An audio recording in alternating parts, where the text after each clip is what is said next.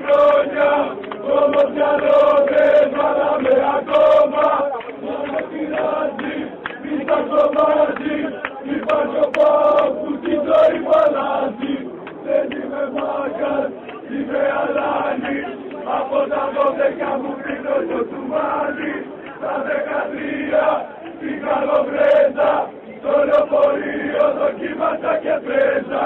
Στη Φιλαδέλφια ήμουν αλλιώμα, στο Καριλάου έπεσα σε κόμμα. Και από τότε ό,τι κι αν γίνει, για μένα θέλει που σαν τα ηρωίνη. Τώρα το λέω